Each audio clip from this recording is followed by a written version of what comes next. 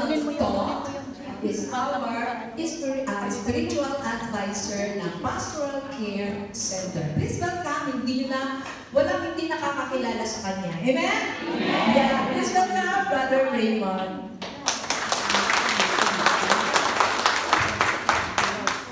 Magandang hapon po sa inyong lahat.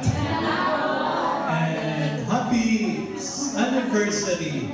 27 na. Ano? So, 27 na ang love clock dito. Ibig sabihin, tumubo na siya. Diba? Tumubo na siya, nagbunga na siya. Diba? Otherwise, kung hindi nang bunga, hindi tumubo, namatay. Wala tayong aanihin ngayon, hindi tayo aabot ng 27. Amen? So with praise and thanksgiving po, sa ngalan po ng Pastoral Care for Filipino Migrants, bumabati po kami at nakikisa kami sa inyong pagdiriwang ng 27th anniversary. Kanina po, kanina po 9:30 ng umaga ay nag-alay po ang misa. Kahit wala kayo doon sa San Agustin, we remember you and we offer our prayers po para sa inyo. Amen. Inspirational message. So, sana ma-inspire kayo. So, ang tema po ng ating celebration sa linggo ito ay, sabi ni Kristo, I am the bread of life. Ako ang tinapay na nagbibigay ng buhay. So, siguro po, mag-share na ako ng konti sa inyo as we celebrate this. I am the bread of life. No? Sinasabi nila na feeding is loving. Pakisabi nga po, feeding is loving. Simula na maliit tayo, sakul pa lang tayo, baby pa tayo. Ang pagmamahal ng magulang ay ano? Sa pamamagitan ng pagbibigay sa atin ng pagkain. Amen? Diba? So, pag tayo ay binibigyan ng gatas ng ating nanay, no? So, gusto na yun kasi doon niya nakikita, no? Maliit pa tayo, diba? Hindi pa tayo nagsasalita. Pag tinignan ka ng mami mo, babang dumedede ka, diba? Ganda-ganda naman ako. Guwapo-guwapo naman ako. Pabuti ka, hindi ka nagmano sa bawlang. Diba? So, with love and care, no? So, kayo po, hindi na kayo mga babies, hindi na tayo mga babies, nandito kayo sa Macau. Nag-work kayo para din makakain ang inyong pamilya sa Pilipinas. Amen? So, kinakailangan yung ginagawa natin ay nagbibigay po ito ng buhay. Mahirap isipin at malungkot isipin na halimbawa lang, 15 years, wala kang ginawa kung hindi magpadala, pinsusweldo ka padala, year after year, 15 years. Pero na-focus ka na sa pagpapadala at hindi mo na naalagaan yung relasyon mo sa anak mo, sa asawa mo. Baka after 15 years, hindi tumubo yung pinanin mo. Malungkot pa nga, baka nawasak pa yung pamilya. Diba? Kasi hindi naalagaan. Akala lang natin nagbibigay tayo ng buhay. Kasi kung nagbibigay ka ng buhay sa pamilya mo, dapat naging maunlad ang buhay nila. Dahil kung yung pinapadala natin ay parang pagkain, dapat nagpalakas sa kanila yun. Ang problema hindi. Sa iba, nagpahina pa kami. Nung umuwi, umalis may asawa. Pag-uwi, wala nang asawa. Sorry. Di ba? No? So, ngayon, ang pag-uusapan natin, paano nga ba si Kristo ay magiging tinapay ng buhay? No? So, feeding is loving. No? Working is loving. Di ba yung pagtatrabaho niyo? Bakit? Kasi mahal niyo yung pamilya niyo, di ba? Nagtatrabaho ba kayo para kawasak yung pamilya niyo? Hindi. Gusto mo magkasama-sama kayo. Di ba? Marami tayong tinitiis na mga paghihirap dito para mabuo yung pamilya natin. Kaya huwag nyo lang hangarin na magpadala. Alam niyo po, brothers and sisters, sa ating mga OFW, alam niyo yung pagtatrabaho natin, natural yun eh. Na darating yung sweldo mo, tama. Ang gagawin mo lang, gawin mo lang yung sinumuto sa'yo. Kung maglinis ka, mag-deliver dito, gawin mo ito. Automatic yun. Ang effort mo lang doon, paglinis, basta sundin mo lang, obedience lang. Automatic yun. Hindi mo na kailangan mag-extra effort. No? I mean, extra effort. Ano ba kaya effort mo doon, di ba? Year after year, yung ginagawa, maglinis ka ng bahay, nag-aalit ka sa ng bata sa school, pag-uwi mo, ano ka sa di ba? Wala nga yung mga amo mo doon sa iba sa inyo, di ba? Nag-iisa ka lang sa bahay. So, automatic. No?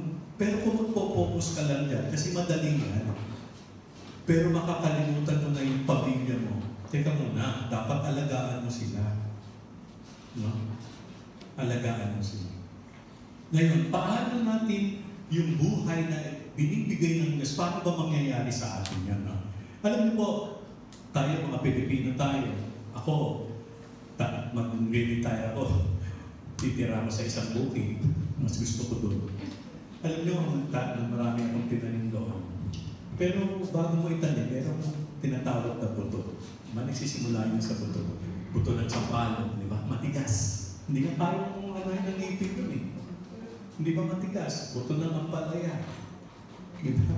Maraming klase ng buto. Buto ng santo. O, sampalok na lang, paraan na natin. Matigas yun eh. Balot yun. Alam niyo po ba ang mga buto?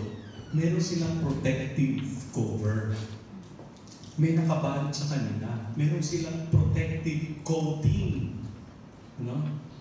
Kaya, para tumubo yun, dapat mag-break, mabasag yung coating niya. At pag nabasag yun, mayroong tutubo doon. Sa loob ng buto, may tutubo at lalabas na uhay. Ang uhay lalaki at pagkatapos magbubunga.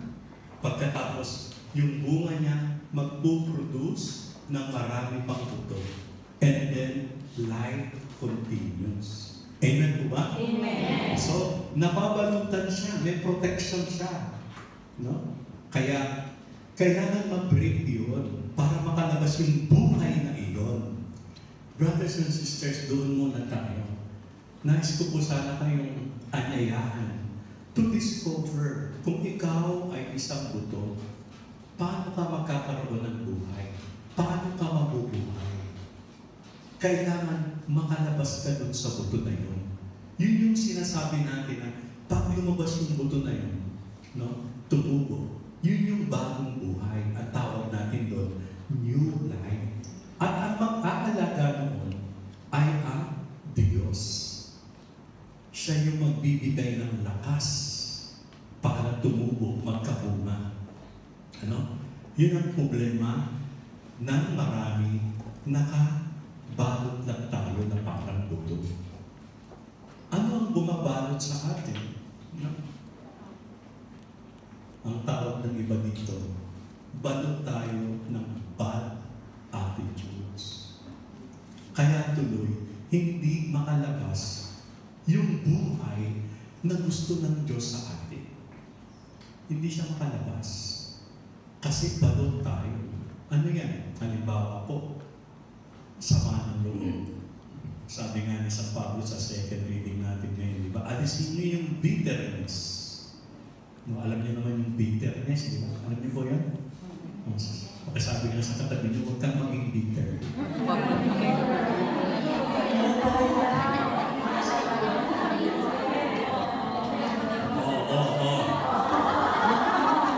Nasa ano yan? Nasa readings po natin yan ngayon. Ano yun? Sabi niya, alisin niyo yung bitterness. Bakit pinapaalis yung bitterness? Ano niyo po ba kasi? Yung bitterness, yan ang ugat ng lahat. ang susunod dyan, madali kang magalit. Tama po ba? At kapag madalas kang nagagalit, yung galit mo nagiging puot. Di ba? Oh. At pagkatapos niyan, kapag ikaw ay may puot na, ang susunod dyan, baka makapatay ka pa. Di ba? So anong ginagawa ng bitterness? Galit, puot, tapos titigas ang puso mo. Parang pusong bato. So ngayon, pag puso mo parang bato, hindi na yan makakaramdam. Kaya nga, pag matigas na ang puso, mapanglait yan. Mapaghusga yan. Kasi hindi niya na nararamdaman. Wala na siyang pakiramdam eh. Pusong bato na nga eh. Halimbawa, sa mag-asawa, sorry po yung sigawan ka ng asawa mo, masakit yun Pero kung minsan nasiligawan mo yung asawa mo, tapos hindi naman sa pumigo, pero hindi mo na tingnan yung mukha niya kung gaano siya nalungkot nung sinagawan mo siya. Hindi mo nakita, baka nung pagtalikod niya, lumuluha na siya, nasaktan siya. No? Dahil wala ka ng pakiramdam sa sinabi mo, sa ginawa mo, ano susunod doon? Uulitin mo ulit sigawan siya. At uulit-ulitin mo kasi wala nang pakiramdam ang puso. Naging matigas na siya. Nabalot na ang puso ng hinanakit at takbo. Pagkatapos nun, dahil matigas na ang puso, wala nang nararamdaman. Yung puso na yun, hindi yung magpapatawad. At kung hindi magpapatawad ang puso na yun, hindi makakasunod sa kalooban ng Diyos. Kasi ang sabi ng Panginoon, di ba? Magpatawad ka at patatawarin ka. Mahalin mo ang iyong kaaway. Pero pag matigas na ang puso mo kaaway, baka nakalit siya, mamatay kayo at pakala ko sa inyo. Wala na. Ay makikita ninyo, no? Yung bitterness. No? At yung pagkakagalit natin, welcome po, yung pagkakagalit natin, yung madalas tayo nagkakagalit, alam niyo po yun? Music yun. Music yun ng demonyo. Kaya sa bahay na palagi nagkakagalit, ay pumapalakpak, nagsasayaw pa ang mga demonyo. Kasi yun ang pugal. Nagsisimula yan sa bitterness. Kaya pakisabi sa katabi, huwag ka na maging bitter.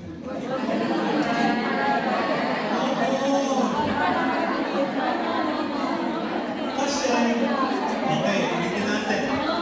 Pag naging bitter ka, anong magiging resulta? Titigas ang puso. Pag matigas ang puso, wala na pakiramdam. Pag wala nang pakiramdam, sasabihin ng gustong sabihin, makasakit, wala na siya. At kapag matigas na ang puso, hindi na yan magpapatawad. At kapag hindi nagpapatawad, hindi yan makakasunod sa Diyos. Hindi makakapasok ang Diyos doon. Di ba? Ngayon, yung buto, balik tayo sa buto, kailangan po i-partner mo yan sa lupa. Di ba? Para yung cover niyang matigas, hindi mo alam, ang Diyos na ang gumagawa. Abay na may break yun. Amen po ba? Amen. O ngayon, paano ka lalabas ang bagong buhay sa atin? Dapat right environment. Yung buto, ilagay mo yan sa container. Hayaan mo siya doon. Tutubo, hindi.